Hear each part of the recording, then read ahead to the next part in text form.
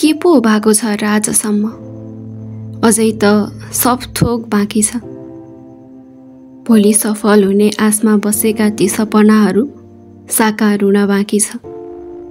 यत्र तत्र छरिएका रहरहरूको एक आकार हुन बाँकी छ। मेरो लागि कसले के गरे, ती सबैको लागि केही गर्न बाँकी छ। आमालाई नयाँ पहिरनमा मुस्कुराएर हेर्नै बाँकी छ। म मुस्कुराएको देख्न चाहनेको मुहारमा मुस्कान ल्याउनै बाँकी छ। तर एक दिन मेरो सबै बाँकीहरू पुरा भएका हुनेछन्। फेरि पनि त्यो दिन म अझै बाँकी नै रहनेछु। किन थाहा छ? किनभने हामी मानिस हौं। हामी जे छ त्यसैमा सन्तुष्ट हुनै सक्दैनौं। केही नहुँदा पनि दुखी हुन्छौं, सब थोक हुँदा पनि दुखी हुन्छौं। कोही नहुँदा पनि दुखी हुन्छौं र सबै हुँदा पनि दुखी हुन्छौं। साँच्चै हामी जबसम्म मनबाट सन्तुष्ट हुँदैनौं तबसम्म जति कमाए पनि हामीलाई पुग्दैन। मृत्यु पश्चात केही चाहिँदैन थाहा छ, तर पनि धेरै थोक थुपार्न खोज्छौं। सँगै केही लगिँदैन थाहा छ, तर पनि सबै थोक थुपार्न खोज्छौं।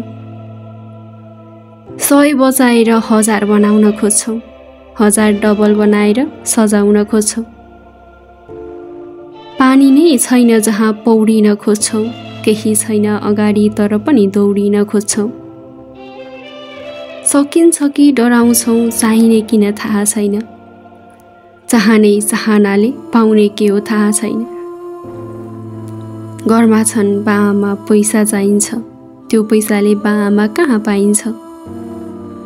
थपिएलान् रहरहरू गोजी भरिएपछि, फेरि आउलान् अर्का रहर गोजी सकिएपछि। छाडेर चिन्ता जति एकैछिन मुस्कुराउनु, नजाँदै सीतामाथि एकैछिन मुस्कुराउनु।